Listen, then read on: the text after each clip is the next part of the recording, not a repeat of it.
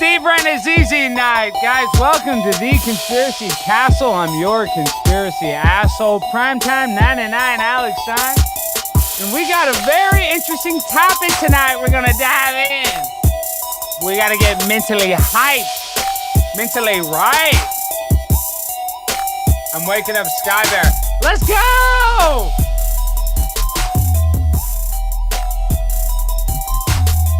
Uh-oh, we're bringing the pain train tonight. 99's bringing out the gloves. It's gonna be Mike Tyson knockout night. Let's go! Y'all can handle this. I can't handle this.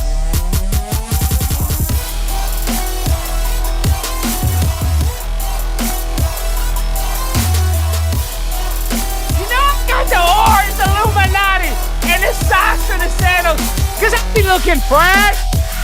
I be looking clean.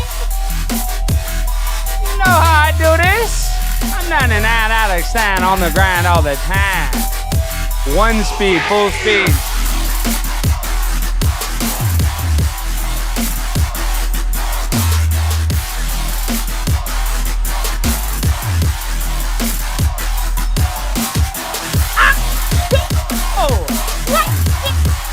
Oh!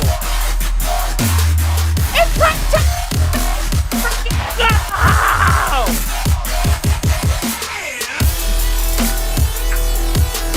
We got the adrenaline pumping! Steve Ranazzisi 9/11 Lord! We're getting high. We're staying high. It's 99. It's the grind. It's the full-time show. That's it.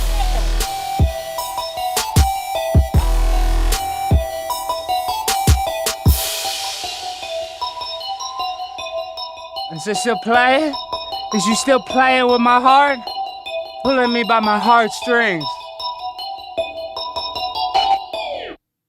Ladies and gentlemen, boys and girls, children of all ages, welcome to the Conspiracy Castle. I am your conspiracy a-holy. Oh, okay, so I got a bunch of stuff pulled up. Let me pull up the links. Tonight, from all that dancing, I'm a little out of breath. All right, so let me catch my breath. Oh, okay, so it's primetime 99 night.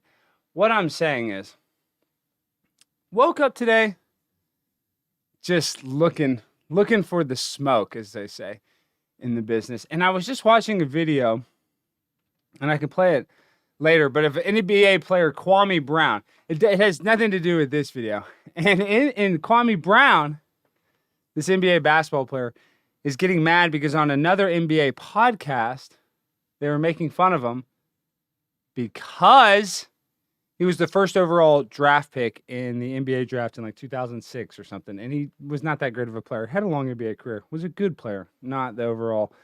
Did not meet his expectations. So Kwame Brown just went off on these guys.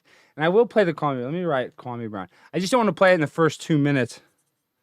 Well, I guess I could. Okay, because they say if you start playing a bunch of cuss words at the first 2 minutes, but let me play it. I retweeted it.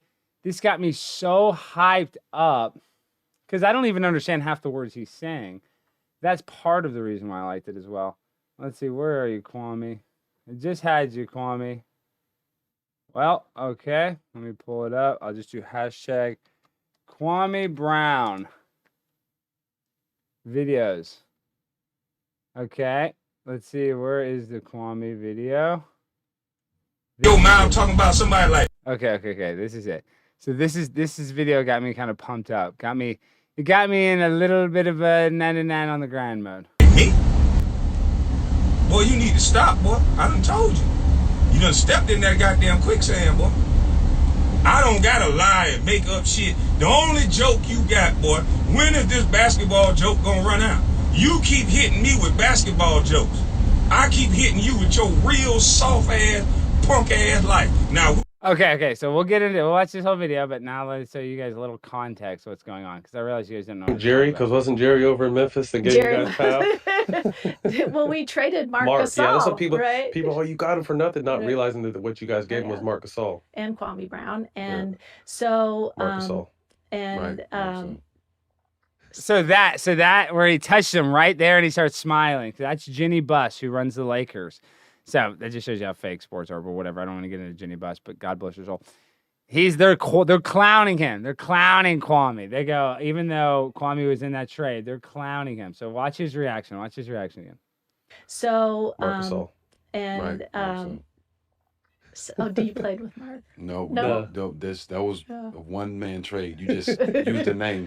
That name was just there. So now we get Powell. We go on this run, and we end up in the end. So they say a bunch of other stuff too. Hold on, and then let's see. Let's go to Kwame Brown. Running your mouth talking about somebody like me? Boy, you need to stop, boy. I done told you. You done stepped in that goddamn quicksand, boy. I don't gotta lie and make up shit. The only joke you got, boy, when is this basketball joke gonna run out? You keep hitting me with basketball jokes. I keep hitting you with your real soft ass, punk ass life. Now, which one didn't like you, boy? Your granddaddy that was black or your granddaddy that was white? Cause there's some deep issues in you, boy, that you can't understand what the fuck I'm trying to say. That in America right now, boy, white people are scared to talk about black people right now as a whole. And you niggas getting on camera every day talking about black males. That's all you niggas do. You want to sit here and make me look a certain way, boy? When some nigga done ate your food. Some Derek Fisher done open your doors to your house. And so Matt Barnes, the guy that was clowning him, his wife cheated on him with Derek Fisher, his own teammate and coach. So that's what he's talking about. So here, let me show you. Let's play this whole video, then I'll show you the Derek Fisher stuff, and then we'll get on to why. Derek Fisher got your keys to your truck. You bitch ass nigga. Because Derek Fisher wrecked his car. Derek Fisher wrecked Matt Barnes' car while he was sleeping with his wife. He was sleeping with his wife and took out his car and wrecked the guy's car. Get some gas money so you can pick them kids up. Yeah. Now what you do, nigga? You niggas want to sit on TV and act like y'all niggas perfect, and you can't respect when a man tell you wrong, bro. Well, let the gloves come off. The only joke you got is about basketball. I got a joke about your life, you punk bitch. The fuck is you talking about? What is Derek Fisher? Is he the mentor or the stepdaddy or what? Cause he your mentor too, you punk. And Derek Fisher's banging his wife. You want to sit online, and this what Rachel Nichols sat there and got your dumb ass to say something else again. Cause see, Rachel Nichols, no.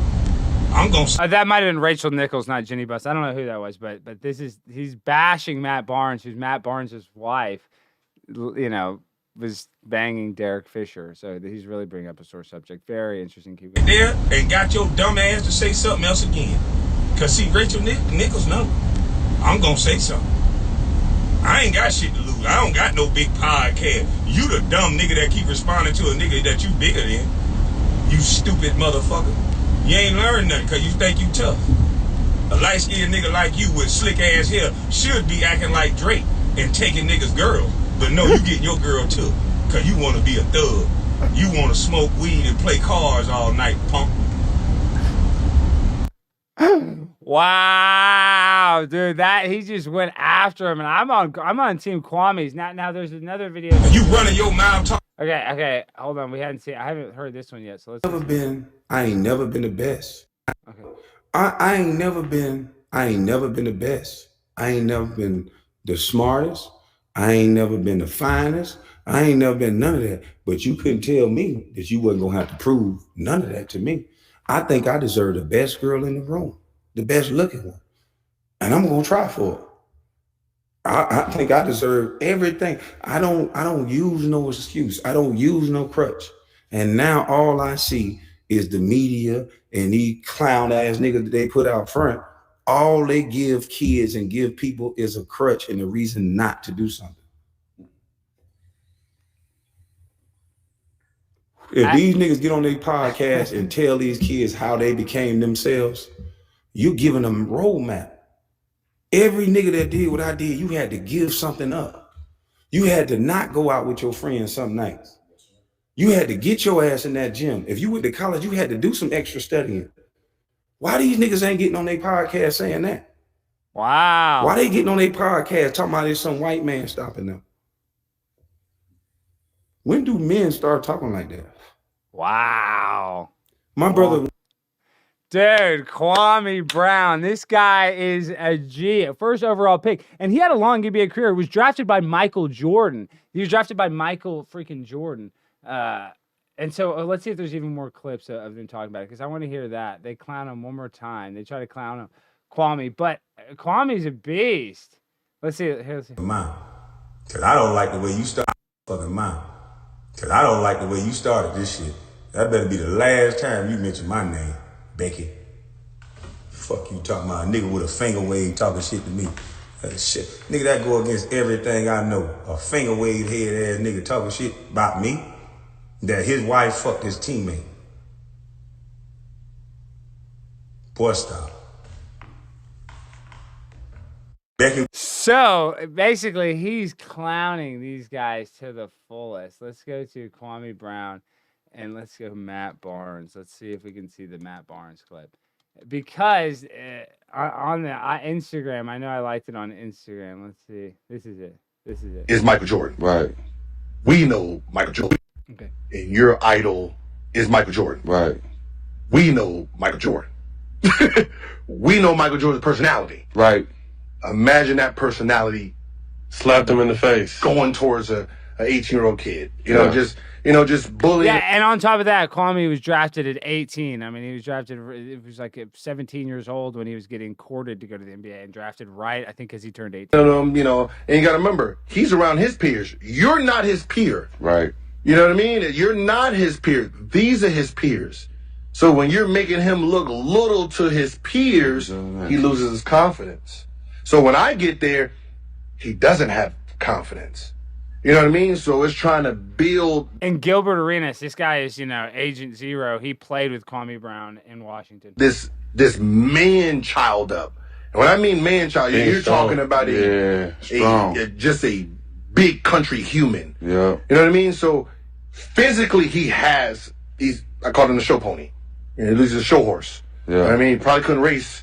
Look good though. Yeah. You know what I mean? So So I know it's blurry, but this guy Matt Barnes, his wife was cheating on him with his teammate and ended up being his coach.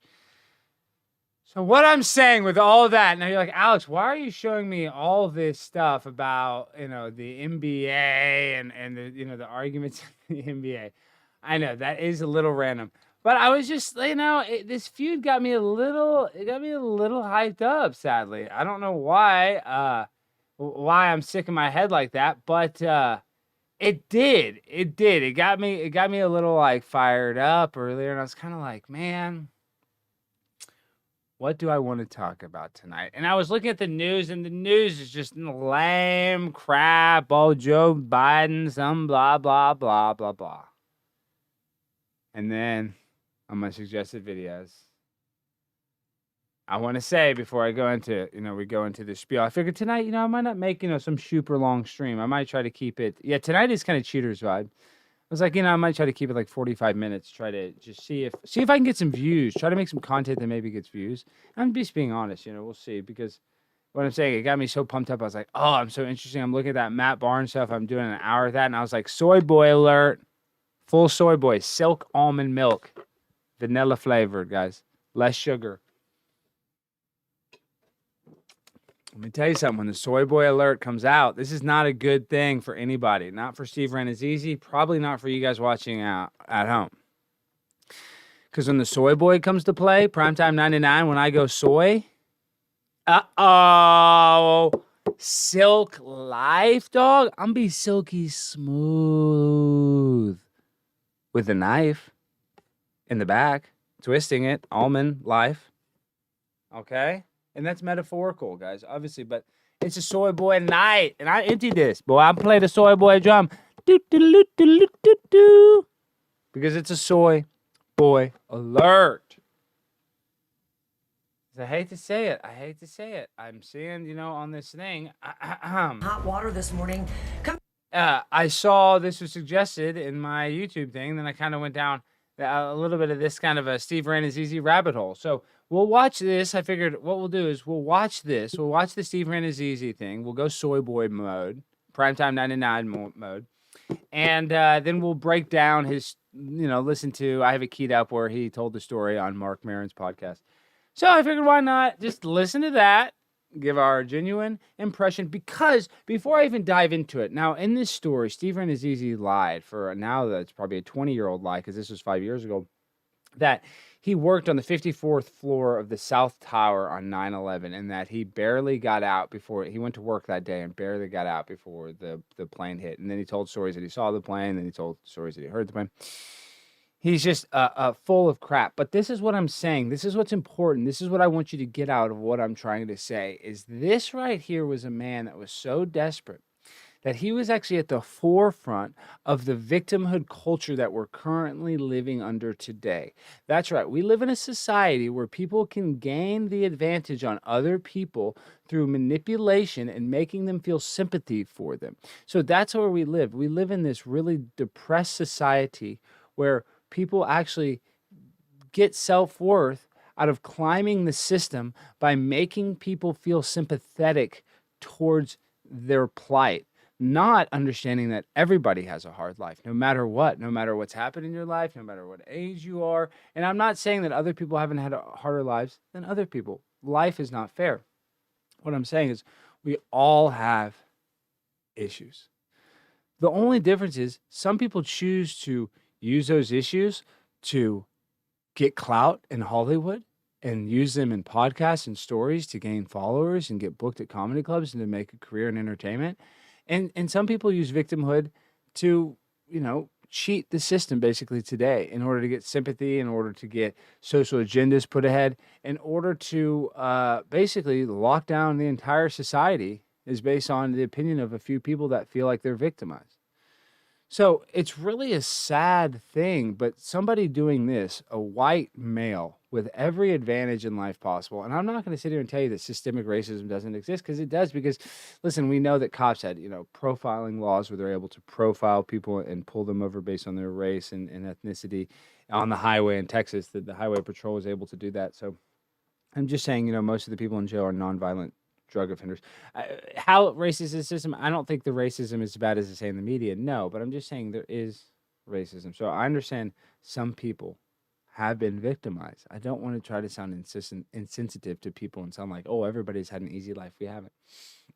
And I'm not even saying Steve's life has been easy, because sadly his life has been probably terrible. So much so that his self-esteem was so low at the point of him telling this lie that he was absolutely nothing. He feels like all of his talent, he obviously felt like he was an imposter comedian, because he felt like he couldn't just be himself without making people feel terribly, terribly sad and have a sympathetic heart for his crazy story. So let's get into it.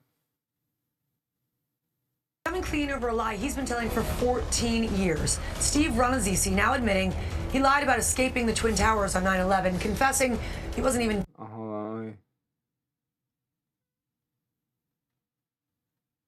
downtown that day. ABC's David Wright is here with the story. David, good morning.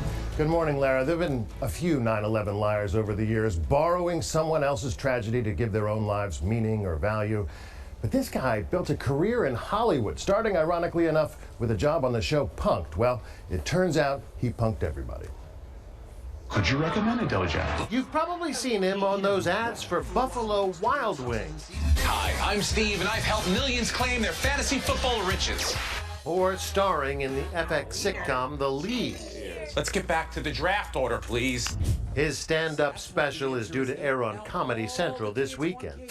Steve Ranazzisi, a comedian whose star has been rising ever since he lied about where exactly he was on September 11th, 2001. So you were where were you when 9/11 happened? 54th floor of the So South you were in Tower. the second tower. Yeah.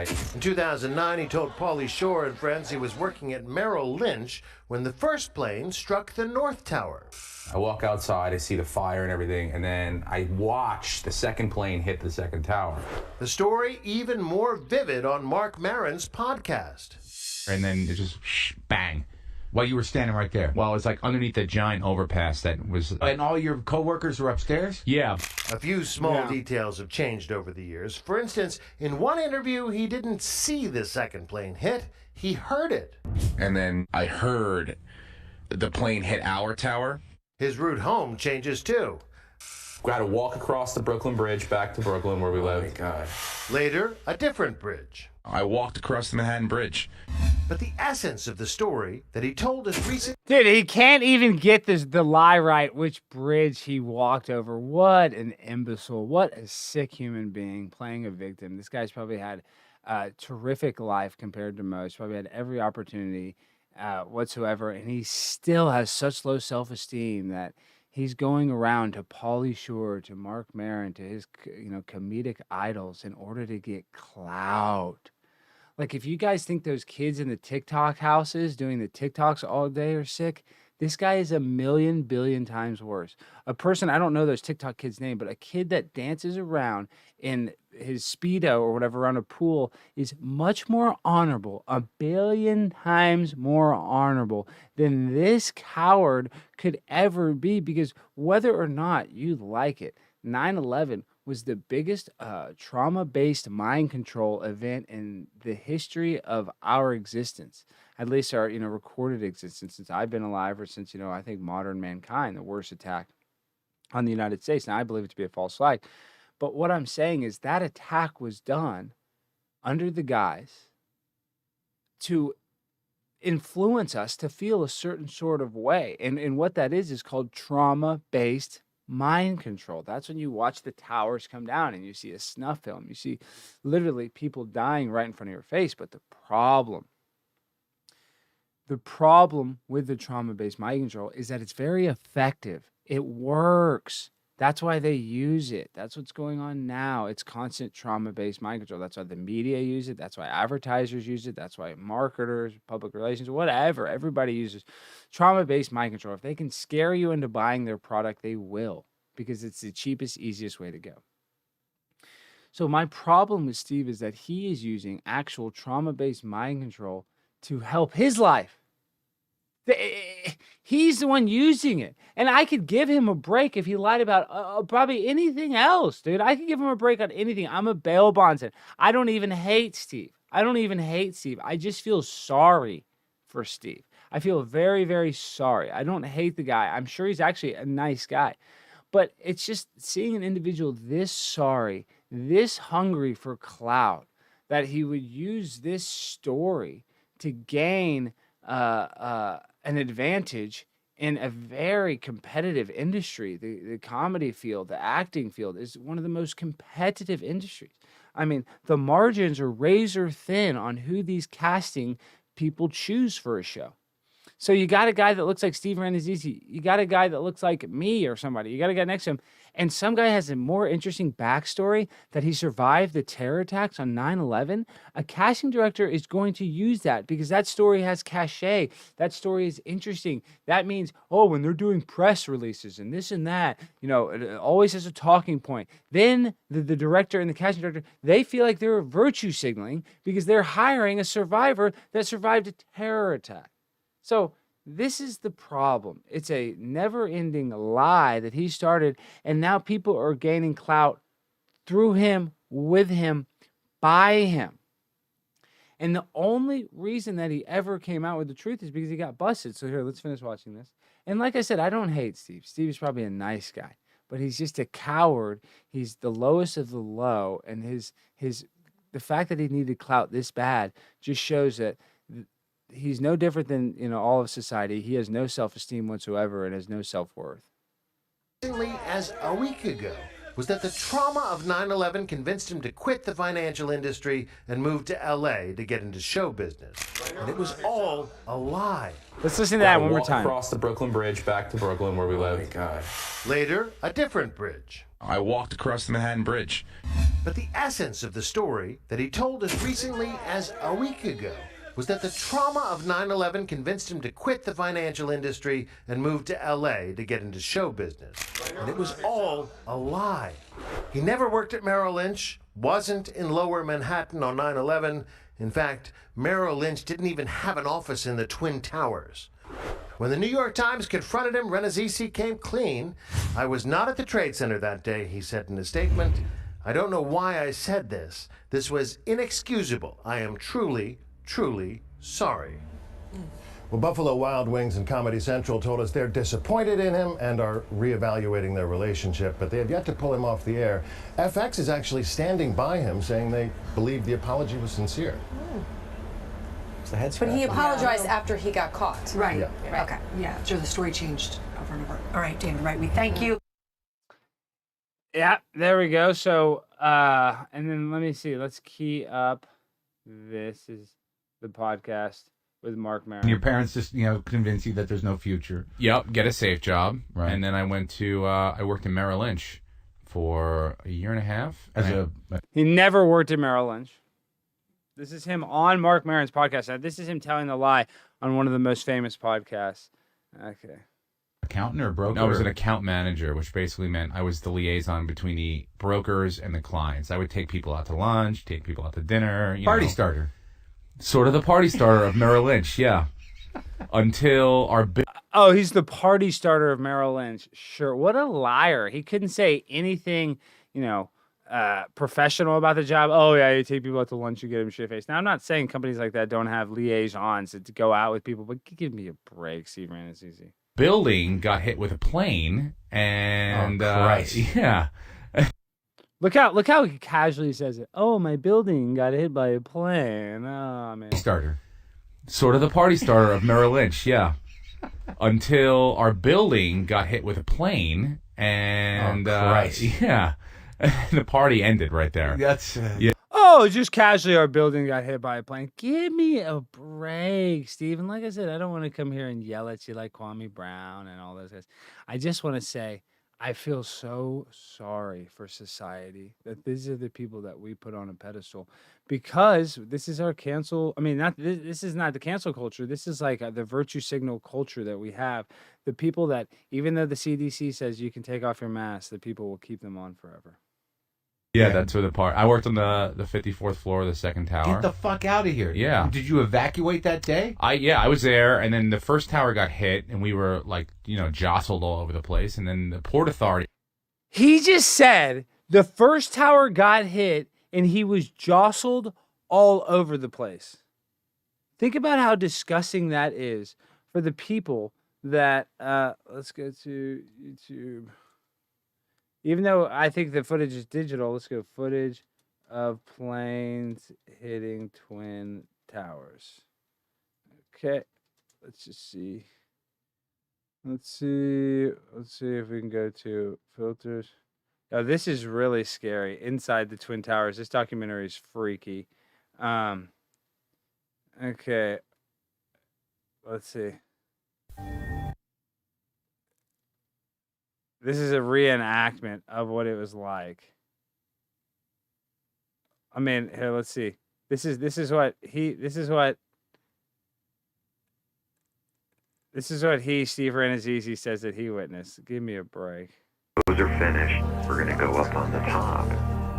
My dad said these buildings will last for 1,000 years. They'll be here forever. In the World Trade Center, firemen in the building, they're making their way up here. It's 25 to 30 people. It's a terrific place to work. So this is done by the Discovery Channel. I'm probably going to get a copyright strike. I don't want to. Let me just try to play a little. I don't want to play it because that I'll get a copyright strike probably for that. Let's see. Yeah. We've seen it from the front angle before, but not from this angle.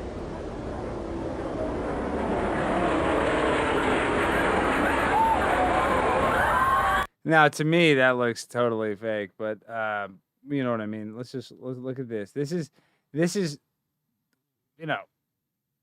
what this guy is using to make it in Hollywood. Can you believe that? I just had a missed call. Let's see. It's okay. This is what this guy's using to make it in Hollywood. Oh, I'm alive right now. I'll call you back. Just watch. I'm alive. My dad asked me. He's watching the show. Yeah. So look at this. This is. The audio.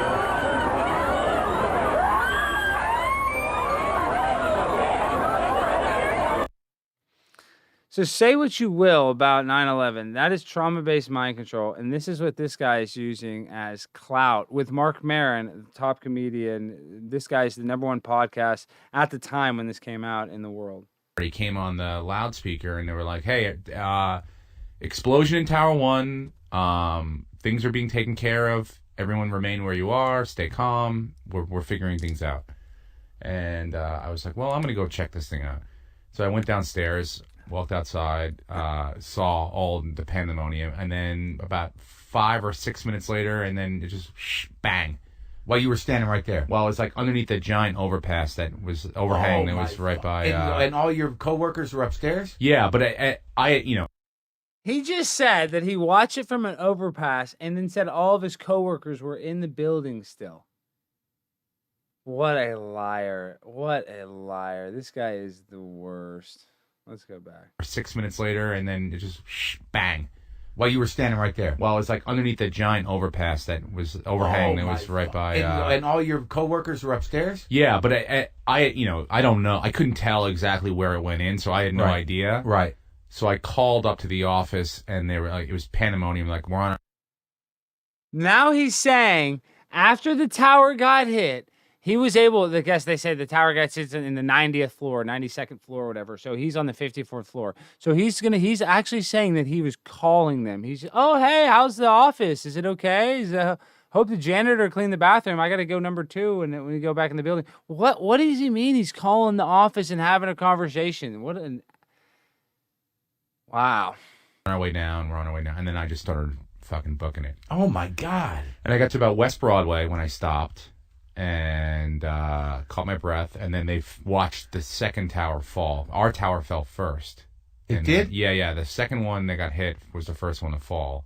And then, because it was the impact was lower, so there was more weight on top, I think, is where the way it was described to me. Oh, my God. Well, there's a lot of people that listen to my podcast who would say... that the government did it. Yeah, you want to know the real truth. And they're right. Yeah, I can imagine. Yeah, those people are right. But you were there and you saw all that, and like... we had no idea. I literally, as far as that's concerned, I had no... See, that just shows you guys, he's laughing about it, that the government can be involved, while he is lying about it and using it for clout. The same thing the government did. The same thing the government used it as an excuse to start a never-ending war in the Middle East. They used it for basically clout, for sympathy throughout the whole world. Literally, that's what they did.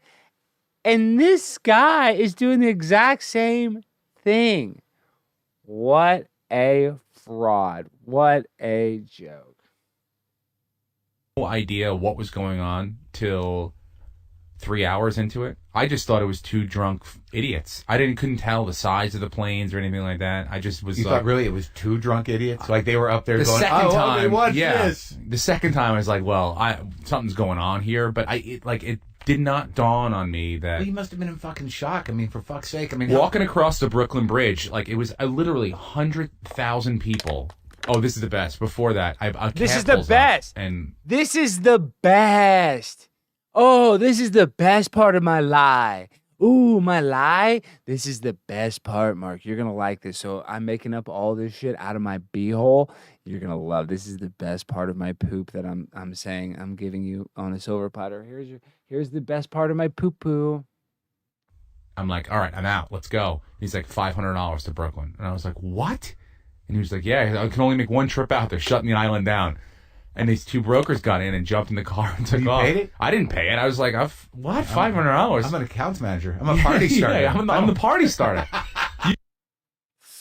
He made up that he had to pay a cab driver $500 and him and two brokers. You would remember those guys like they were your best friends in the world if you would have had that experience with them. Getting in a cab, hauling out of Manhattan to Brooklyn with two other brokers, you would never forget them. You guys pay. I'll sit in the front seat and tell some jokes. But yeah, I was like, dude, he's talking about doing his stand-up routine on 9/11 while the towers are still smoldering. Think about that. Let's wrap our minds around that. This is the story that he presents to us. Is that he was in a cab joking about how he's going to do his stand-up routine while they're driving out of the worst terror attack in the history of mankind.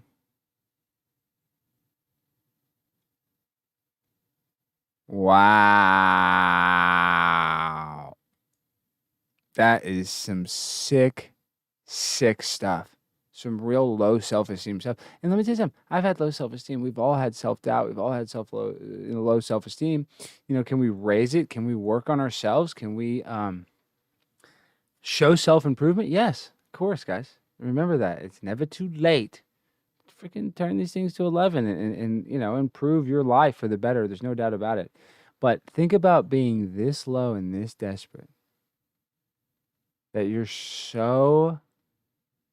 have no integrity or character whatsoever. Character is doing the right thing when no one is looking. That's how I describe character. So when you make up a story that you survived 9/11 and that your coworkers did perish in it, and then you got in a cab that some other people paid $500 for, and you were in the front seat cracking jokes like you're Rodney Dangerfield. This guy's sick. He's one of the sickest I've ever seen. I mean, like a cancer patient sick. Sick, sick, sick. That's society. This is the reason why I bring this up is not even to poo-poo on Steve. If Steve ever hears it, Steve, I do forgive you. I forgive everybody. I mean that. Are you a douche? If I see you, will I confront you about it? Yes, I will. I will. And I'll pull out my cell phone and I will tease you about it in person. I will troll you. I will punk you in person, Steve. That's a fact. I will pull out the camera and I will make fun of you for, And if you come to Dallas to a comedy club, I'm going to go to the comedy show and I'll make fun of you for that. But I'm just saying, it's not personal because I do forgive you. I just think that it's really sad because you set off a chain of events or you benefited at an early stage of the victimhood of society right now. You see what I'm saying? You benefited and you created the cancerous victimhood culture that we currently live under, where everybody wants to be the victim because it's easier to be a victim and have other people feel sorry for you because we all need help lifting the load. We all have a heavy load.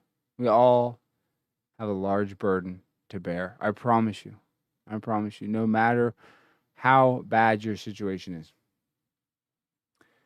Some people choose to not be a victim because they have self-pride and they have self-worth. And more than likely, if they have pride and self-worth, then they're probably a person of good moral character. I'm not saying I'm some great guy of moral character. No, my moral character is sketchy at best. But it's better than yours because I would tell a lie, but nothing like that. You know what I mean? I would lie to you that Sky Bear is the most beautiful cat in the world. He is the most beautiful cat in the world, so that's not a lie.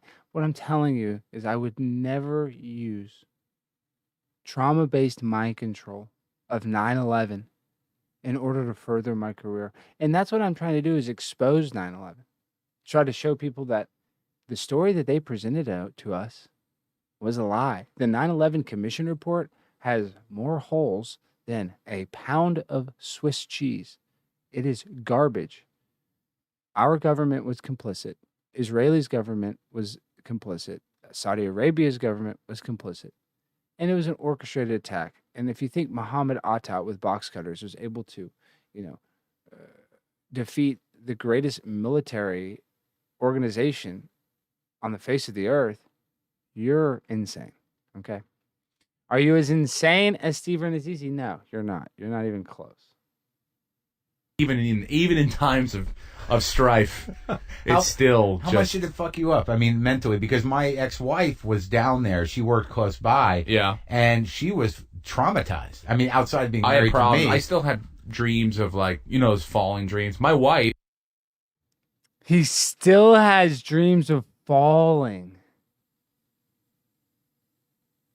Wow. That doesn't even have to do with 9/11. You know what I mean? He's lying about his dreams now because he wants you to feel sorry for him and have sympathy. So you'll go and you'll see him at a comedy club, or you'll download his podcast. Or like I said, a casting director will hear that story and be like, wow, his backstory is better than that other actor. We're going to go with Steve. Should Steve be canceled? No. He should have every right to work, and he does work. But should we ever forget about this cringe situation? And I've done cringe things. I think about it every day. I'm like, ugh, I wish I would have done this way. I wish I would have gone that way. I still do cringe stuff. Do I do anything as cringy as lying about 9/11? I don't think so. Not even close. Because this is the cringiest of cringe. The cringiest. And I do cringe stuff, so I know. Me dancing before the show is pretty cringe sometimes.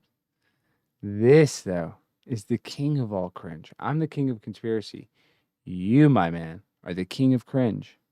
The cringiest comedian in all of the land.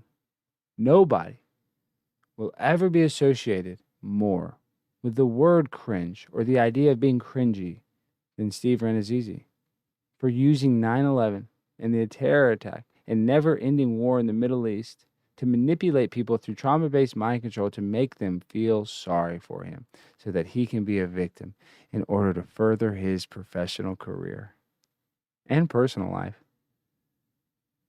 Wow. It's pretty disgusting. One of the most disgusting things I've ever seen. And I've seen a bunch of rats eating a bunch of other rats, and that was fucked up. Jumped in the car and took You off. paid it? I didn't pay it. I was like, what? $500? I'm an accounts manager. I'm a party starter. Yeah, I'm the party starter. You guys pay. I'll sit in the front seat and tell some jokes. But yeah, I was like, even in times of strife, it's still How much did it fuck you up? I mean, mentally, because my ex-wife was down there. She worked close by. Yeah. And she was traumatized. I mean, outside of being I had married to problems. me. I still had dreams of like, those falling dreams. My wife, who was my girlfriend at the time, worked in the 24th floor, and I didn't know where she was for like 7 hours, 6 hours. No way. And what happened was, I walked home and then got to my apartment, caught my breath, watched the news, and then about an hour goes by, 2 hours, no her. And I'm like, oh, I now have to call her parents. He's now saying, I didn't know this part of the story. He's now saying, one eye Illuminati confirmed, that his wife was on the 24th floor and that he didn't know if she died in the towers. Wow. It doesn't get worse than this guy. It doesn't get lower than this. This is the lowest of the low. This is worse than any victim stuff, any critical race theory, any of that. This is way worse. This is the lowest of the low. Not only does he still have nightmares, not only did he not even work at Merrill Lynch, now he almost lost his baby mama to Muhammad Atta. This guy is a real piece of work. I mean, real piece of work. He just can't get enough. He's a cringe addict. The story has to get deeper. You have to dig deeper, Steve. It's not enough to just be like, I survived it. That's not enough. Your baby mama had to survive it too, my boy. Amen, brother. Hallelujah. Praise be to Jesus. He saved you and your baby mama from them jihadi terrorists. Wink. Parents and tell her she's dead. And she comes walking to the door. What happened was she was on the subway in, and she was underneath the water. So because the Trade Center was the first stop in Manhattan, they had to back out all the subways. So she hadn't even gotten to work yet. She was stuck in the subway Thank underneath. God. They didn't even know what was going on for hours God. and hours and hours, and they had to back out every subway. So it took forever. And we went up to the roof of our building. We smoked a joint, and then decided we were going to leave. Oh my God. Oh my gosh. Now he's with Cheech and Chong on the roof, having a rooftop party, ripping the bong, ripping the J's, rolling the spliffy, my guy, chilling out, watching the towers just smolder and burn, chilling, my guy. Probably opened up a Corona beer. Wow. I mean, I was a young kid. I didn't smoke weed when I was 13 when it happened, but I'm sure a lot of people were smoking weed after the towers. I'm not even hating on that. Probably a good time to maybe even smoke a little weed, to be honest. You're probably stressed out. But I'm not mad at him for that. Whatever. Have a drink is a crazy day. I'm sure a lot of people needed some stress relief. But he says it with just a bunch of the poo-poo. What that they used to say, the football coaches used to say, Alex, you have diarrhea of the mouth. That I used to say because I used to talk so much. And this guy's got diarrhea of the brain. I mean, he's just laughing it up. I mean, he just, after they fell, he found his wife and they went to the roof and they rolled up some Indica Sativa hybrid. And it was some Blue Dream from North Mendocino County, California. And they rolled it up with some organic papers. And they just sat up there and they just, listened to some Bob Marley. And they just smoked the weed away while they watched the towers burn. What a sick liar. Why would he even want to tell this story? What's this all about? What's going on, Steve?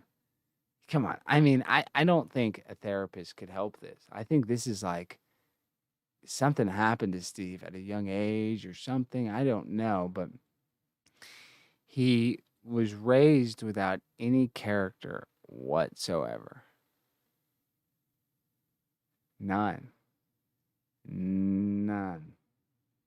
I'm like, let's go do. Looking at a smoking lower There Manhattan. were pieces of paper by my apartment in Brooklyn that had like Cantor Fitzgerald fucking.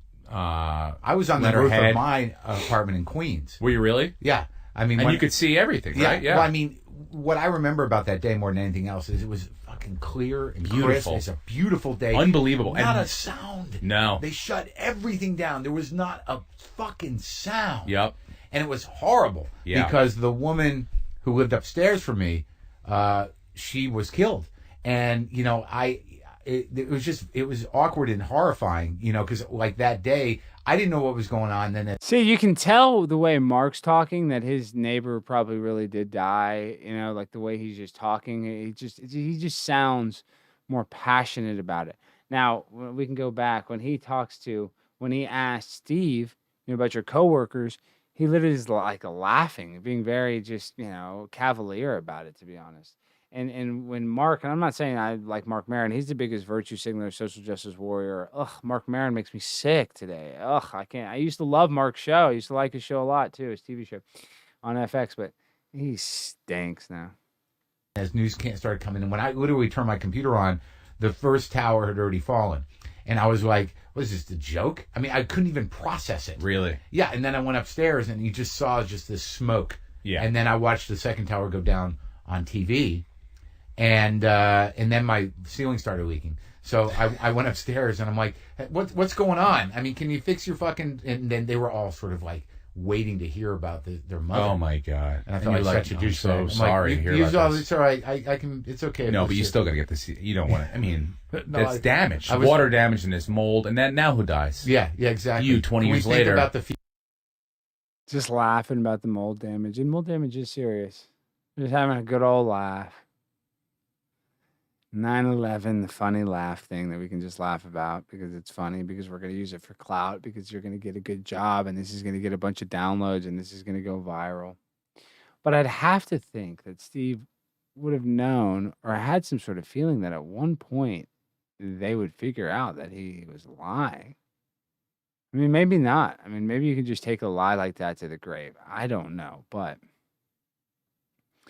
to hear this back, and like I said, the cavalier attitude that he has towards the attacks on September 11th obviously make it seem that he wasn't even involved in it. You know, obviously he's laughing about it, talking about he's getting a cab and joke about it. I mean, it's just, this is the victimhood society that we live in. And it wasn't even enough for him to say he survived it. He had to say his baby mama was on the 24th floor. So, future, a little bit. So literally, you're smoking a joint on your apartment, looking at the smoldering pit that was the World Trade Center, and you're like, "We got to go." I'm like, "This is just, it's like I played on they had this urban professional basketball league thing, and was 6 guys out of the 10 on my team died. They Oh my gosh. So he uses this story. Oh, everybody asked him, "Hey, Steve, why'd you move to Los Angeles?" "Oh, well, I was from New York and I worked at Merrill Lynch and my building got blown up by planes and everybody on my basketball team died. Well, can I be in your TV show?" That's what he sounds like to me. That's what he sounds like to me. And that's what he sounds like to any of y'all. I mean, after listening to it now, I'm sure at the time he was very eloquent, well-spoken. I got out of the 54th floor. I got in the cab, and we paid the cab driver $500, and I didn't have the money, so I sat in the front seat, and I just, spitballed some jokes, and the guys were laughing, and then I just went on the rooftop, and then I got the sativa out, and then I got the rolling papers, and then we just played the Bob Marley, and we just smoked. This guy is the sickest I've ever heard or seen in my life. I'm sick retelling this story. I'm sick. Just sick. like 5 of them were canner guys that just they had no shot. They were at the floors of Impact. It was just, it's horrible. It's just awful. So was this also the moment you decided to do comedy, or had you already been? I had been doing stand up like at this club. I'm sure you know it, New York Comedy Club. Oh, Al Martin. Yeah, yeah. That's a And classy then Steve joint. Aaron's that guy over there who would this giant creepy gay guy, bear gay guy. Yeah. Yeah, who would call me at 3 a.m. to write material. And then let me just preface to my fans: not all gay people are creepy. That was not the. All right, guys. Just think about this story. We got a guy that uses his origin story of why he went to Hollywood. I was a terror attack survivor and I need a job. Can I please be on your TV show?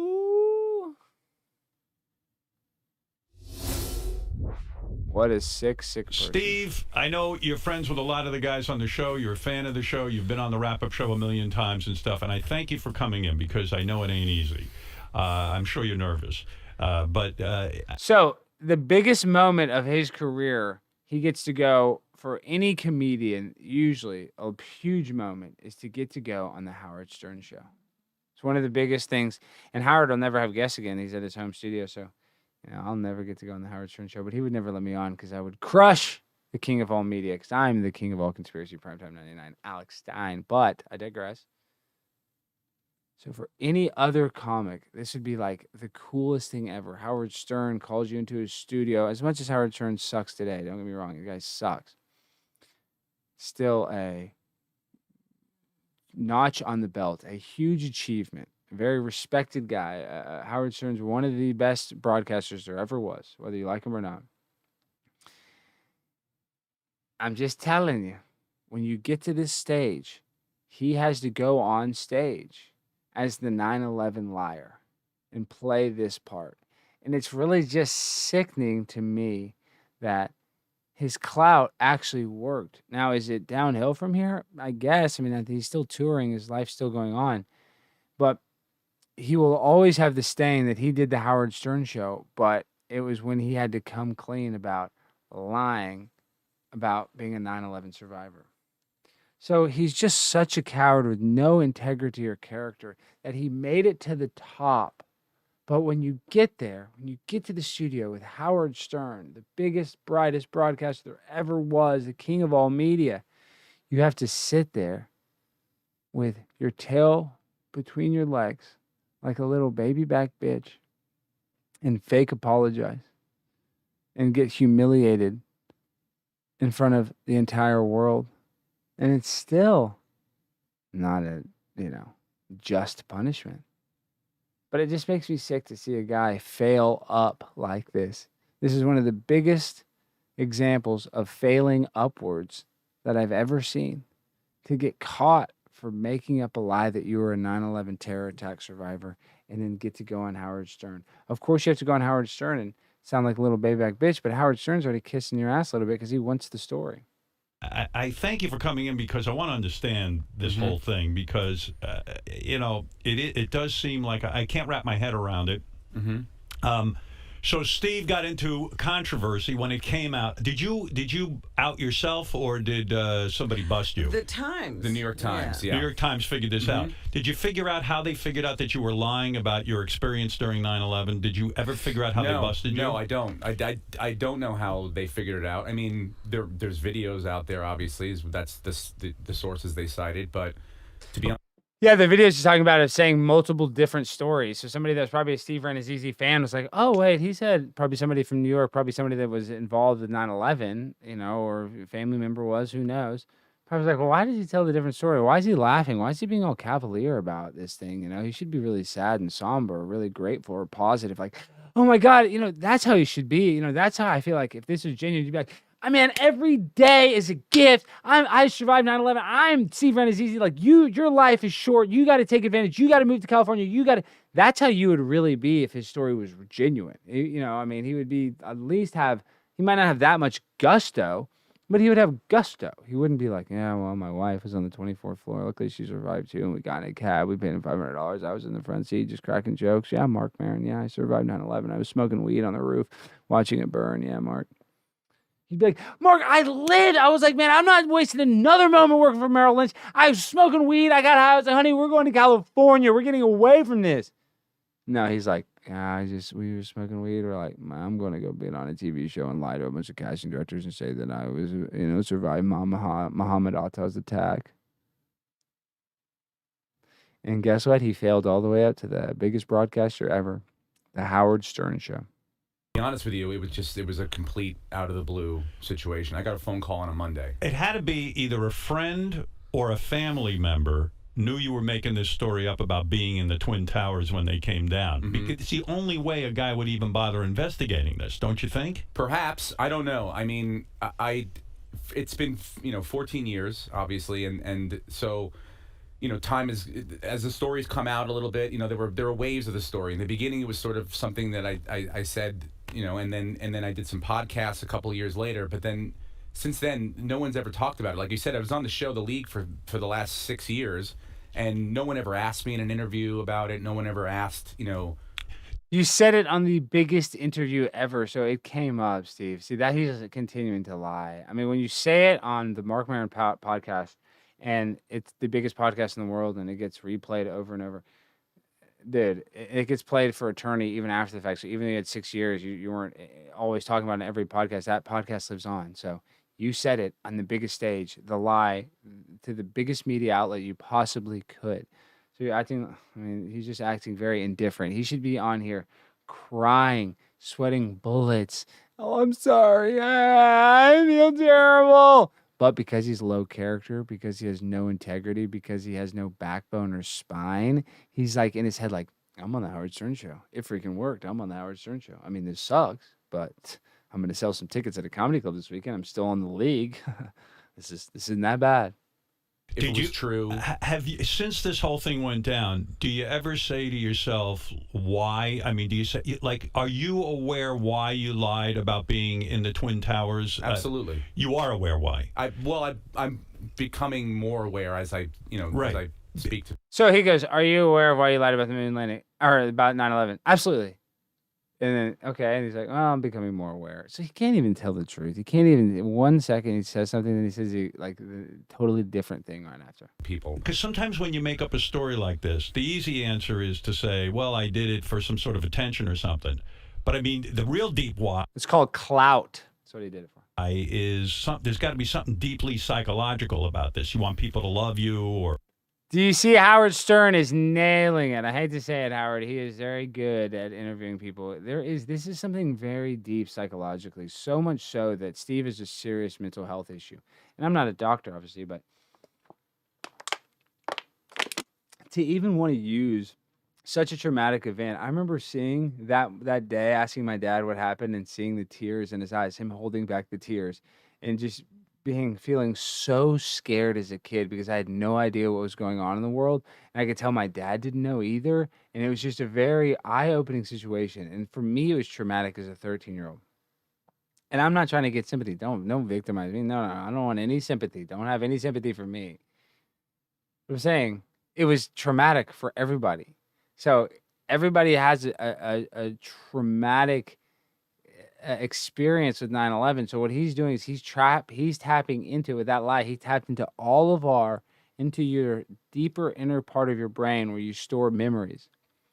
And he stole your good vibrational energy, and he took it. So like instead of you feeling better, some people when you go to them, they make you feel better. And then some people when you're around them, they make you feel worse because they take away your energy. Some people, they can give you their energy. A lot of times when I'm around people, I'll give them some of my energy. Sometimes I take away other people's energy. You know, we're magnets, we're batteries, we're up and down levels. But what I'm saying is this is a perfect example of after you talk to him and you hear the story, he takes away your good vibrational energy. You feel less good because your good energy is used up. He soaks it because he tells you this story about how he survived 9/11 and how it was this trauma. It was so traumatic and it changed his life. And now the thing that was so terrible for everybody else, it was his life-changing moment. And it was so good for him. So please put him in your movie and TV show. This is evil is what he's doing. He's using the trauma-based mind control, just like all the other people that use it to influence the never-ending wars in the Middle East. Or something like that. To be honest, I think it's when I moved to Los Angeles, it was about a month after 9/11, and I moved with my girlfriend, and she got a job right away, and she started making friends. No, she got a job as a nanny, and she started making friends, and she was making money, and I was hanging out at comedy clubs and. Trying to make it, trying to just not even make it. Make it was not even a thought in your mind. Just fit in, survive, make some friends, and just try to start living a life. And it's a hard life to break into, the life of a comedian, right? What were you doing in New York? Were you a financial guy? No, or I was bouncing around doing temp job. Well, it's temp jobs. I was a recruiter, really, is what I did. Did you always want to be a comedian and be in show business? I went to school for drama, and then when I graduated, I did stand up at night, but I was doing See, that's why he made up this story. He went to drama school, so he's a little baby back drama theater kid. This is the problem. So, and obviously, which side of the political spectrum he probably leans to. So we don't have to get into that. But look at this. He's the head of the drama club. Went to school for drama. That's all you need to know, folks. That's all you need to know about this guy. Is that he took that stage theater presence and he was so low because he stunk so bad at drama and he knew all these other people were better actors than him that he needed whatever advantage he could to even compete with the competitive nature of acting and, comedy, stand-up comedy especially. So he took a shortcut. He lied. And he lied his way all the way to the top. Yes, he's an actor on The League for 7 seasons. All because he was a 9/11 survivor. And why this is important, guys, this is why and I bring this up, is this is currently what's going on in our society. Is we're living in a society where people would rather be a victim than to stand up for themselves and try to make their situation better with their own power. They want to use the powers of other people. That is the problem, okay? That is the sad, sad world we live in, where we teach children at an early age to gain access to the places you want to go, make the people in power feel sorry for you. It worked for Steve Ranazzisi. It's going to work for a lot of people right now. It's working for a lot of people in this Joe Biden administration. Being the victim is one of the easiest ways to make it in the world today. And that is going to breed a culture of losers. And I hate to say it, but we always say it. Idiocracy was not a fictional movie. It is a documentary, a documentary from the future of what is really going to happen to us, because we are all victims. We have no integrity, no self-esteem, no self-worth.